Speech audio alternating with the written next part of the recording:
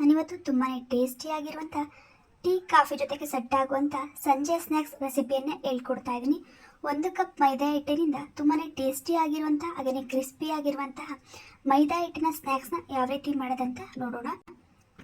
ಮೊದಲಿಗೆ ಒಂದು ಪಾತ್ರೆಗೆ 1 ಕಪ್ಪಿನಷ್ಟು ಮೈದಾ ಹಿಟ್ಟನ್ನು ಹಾಕ್ಕೊಳ್ತಾ ಇದ್ದೀನಿ. ಹಾಗೆಯೇ ಇದಕ್ಕೆ ಸ್ವಲ್ಪ ಓಂಕಾಳನ್ನು ಸೇರಿಸ್ಕೊಳ್ಬೇಕಾಗುತ್ತೆ. ಈಗ ನೋಡಿ, ಅದನ್ನು ಚೆನ್ನಾಗಿ ಉಜ್ಜಿ ಹಾಕೋದ್ರಿಂದ ಫ್ಲೇವರ್ ತುಂಬಾ ಚೆನ್ನಾಗಿ ಬರುತ್ತೆ. ಹಾಗಾಗಿ 1/4 ಟೀ ಸ್ಪೂನಷ್ಟು ಓಂಕಾಳು ಹಾಗೆಯೇ ರುಚಿಗೆ ತಕ್ಕಷ್ಟು ಪುಡಿ ಉಪ್ಪನ್ನು ಸೇರಿಸ್ಕೊಂಡು ಇದನ್ನು ಚೆನ್ನಾಗಿ ಮಿಕ್ಸ್ ಮಾಡ್ಕೊಳ್ತಾ ಇದ್ದೀನಿ. ನೋಡಿ, ಈ ರೀತಿ ಇದನ್ನು ಚೆನ್ನಾಗಿ ಮಿಕ್ಸ್ ಮಾಡ್ಕೊಳ್ಬೇಕು.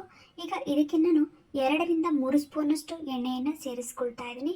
ನೋಡಿ, 2 ರಿಂದ 3 ಸ್ಪೂನಷ್ಟು ಎಣ್ಣೆಯನ್ನು ಸೇರಿಸ್ಕೊಂಡು ಇದನ್ನು ಚೆನ್ನಾಗಿ ಕಲಿಸ್ಕೊಳ್ಬೇಕಾಗುತ್ತೆ. ನೀವು ಮೈದಾ ಹಿಟ್ಟಿನ ಒಂದು ಉಂಡೆ ಮಾಡಿದರೆ ಅದು ಒಂದು ಉಂಡೆ ಕಟ್ಟಕ್ಕೆ ಬರಬೇಕು.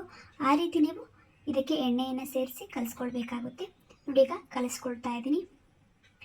ನೋಡಿ, ಈಗ ಈ ರೀತಿ ಉಂಡೆ ಕಟ್ಟಕ್ಕೆ ಬರಬೇಕು. ಆ ರೀತಿ ನಾವು ಕಲಿಸ್ಕೊಳ್ಬೇಕಾಗುತ್ತೆ. ಇನ್ನೂ ಒಂದ್ಸಲ ತೋರಿಸ್ತಿದ್ದೀನಿ ನೋಡಿ ಯಾವ ರೀತಿ ಇರಬೇಕಂತ.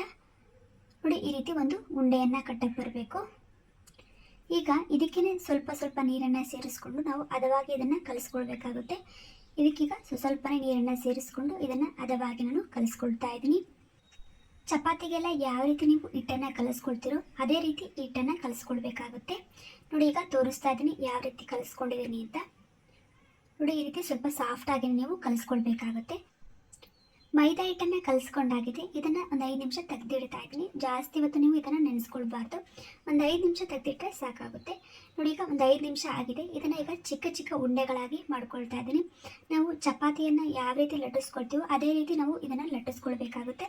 ಹಾಗಾಗಿ ನಾನು ಚಪಾತಿಗೆ ಯಾವ ರೀತಿ ರೌಂಡ್ ಶೇಪ್ ಮಾಡ್ಕೊಳ್ತೀನೋ ಅದೇ ರೀತಿ ರೌಂಡ್ ಶೇಪ್ ಉಂಡೆಗಳನ್ನ ಮಾಡ್ಕೊಳ್ತಾ ಇದ್ದೀನಿ. ನೋಡಿ, ಈಗ ಇದನ್ನು ನಾನು ಲಟ್ಟಿಸ್ಕೊಳ್ತಾ ಇದ್ದೀನಿ. ಚಪಾತಿ ಆಕಾರಕ್ಕೆ ಇದನ್ನು ಲಟ್ಟಿಸ್ಕೊಳ್ಬೇಕಾಗುತ್ತೆ. ನೋಡಿ, ಈಗ ಇದನ್ನು ಲಟ್ಟಿಸ್ಕೊಳ್ತಾ ಇದ್ದೀನಿ.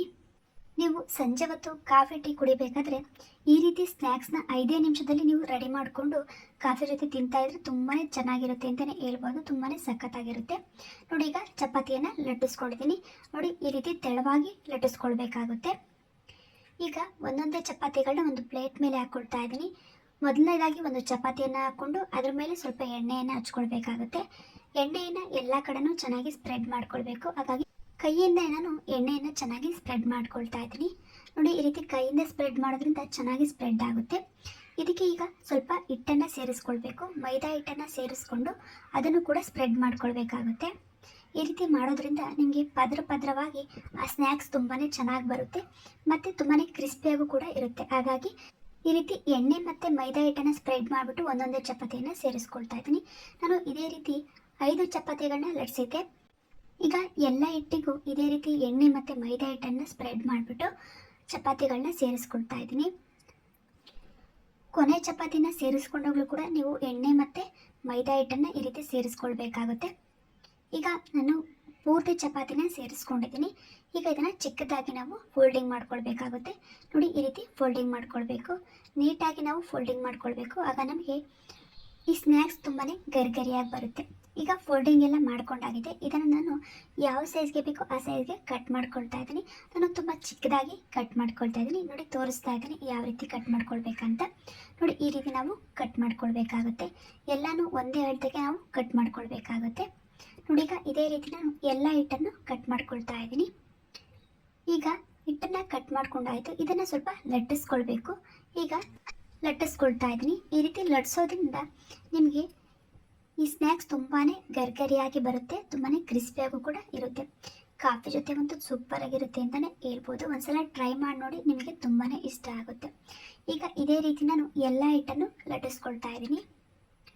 ಈಗ ನೋಡಿ, ಪೂರ್ತಿ ಹಿಟ್ಟನ್ನು ಲಟ್ಟಿಸ್ಕೊಂಡು ಆಗಿದೆ. ಇದನ್ನು ಒಂದು ಪ್ಲೇಟ್ಗೆ ಶಿಫ್ಟ್ ಮಾಡ್ಕೊಳ್ತಾ ಇದ್ದೀನಿ. ಈಗ ಒಂದು ಪಾತ್ರೆಯನ್ನು ಇಟ್ಕೊಂಡು ಪಾತ್ರೆ ಕಾಯ್ದ ಮೇಲೆ ಅದಕ್ಕೆ ಎಣ್ಣೆಯನ್ನು ಹಾಕ್ಕೊಳ್ತಾ ಇದ್ದೀನಿ. ಎಣ್ಣೆಯನ್ನು ಚೆನ್ನಾಗಿ ಕಾಯಿಸ್ಕೊಳ್ಬೇಕಾಗುತ್ತೆ. ನೋಡಿ, ಎಣ್ಣೆ ಚೆನ್ನಾಗಿ ಕಾಯ್ದಿದೆ.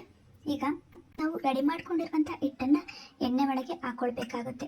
ನೋಡಿ, ಈಗ ಎಣ್ಣೆ ಒಳಗೆ ಹಾಕ್ಕೊಳ್ತಾ ಇದ್ದೀನಿ. ಆದಷ್ಟು ಇದನ್ನು ಒಂದು ಮೀಡಿಯಂ ಫ್ಲೇಮಲ್ಲಿ ಚೆನ್ನಾಗಿ ಫ್ರೈ ಮಾಡ್ಕೊಳ್ಬೇಕು. ಆಗ ನಿಮಗೆ ತುಂಬಾ ಕ್ರಿಸ್ಪಿಯಾಗಿ ಹಾಗೆಯೇ ತುಂಬಾ ಗರಿಗರಿಯಾಗಿ ಬರುತ್ತೆ ಅಂತಲೇ ಹೇಳ್ಬೋದು. ಆ ಲೇಯರ್ಸ್ ತುಂಬಾ ಚೆನ್ನಾಗಿ ಬರುತ್ತೆ. ನಿಮಗೆ ಆ ಲೇಯರ್ಸ್ ಬಂದ್ರೇ ಈ ಸ್ನ್ಯಾಕ್ಸ್ ತುಂಬಾ ಟೇಸ್ಟಿಯಾಗಿರೋದು ಹಾಗೆಯೇ ಕ್ರಿಸ್ಪಿಯಾಗಿರೋದು. ಈಗ ಇದನ್ನು ಚೆನ್ನಾಗಿ ನಾನು ಫ್ರೈ ಮಾಡ್ಕೊಳ್ತಾ ಇದ್ದೀನಿ. ಎರಡೂ ಕಡೆನೂ ಚೆನ್ನಾಗಿ ಫ್ರೈ ಮಾಡ್ಕೊಳ್ಬೇಕು. ಇದು ಕಲರ್ ಪೂರ್ತಿ ಚೇಂಜ್ ಆಗಬೇಕು. ಅಲ್ಲಿವರೆಗೂ ನಾವು ಇದನ್ನು ಫ್ರೈ ಮಾಡ್ಕೊಳ್ಬೇಕಾಗುತ್ತೆ. ನೋಡಿ, ಈಗ ಎಷ್ಟು ಚೆನ್ನಾಗಿ ಲೇಯರ್ಸ್ ಬಂದಿದೆ ಅಂತ ತುಂಬಾ ಚೆನ್ನಾಗಿ ಬಂದಿದೆ. ನಾವು ಆದಷ್ಟು ಕಲರ್ ಚೇಂಜ್ ಆಗೋ ತನಕ ಚೆನ್ನಾಗಿ ಫ್ರೈ ಮಾಡ್ಕೊಳ್ಬೇಕಾಗತ್ತೆ.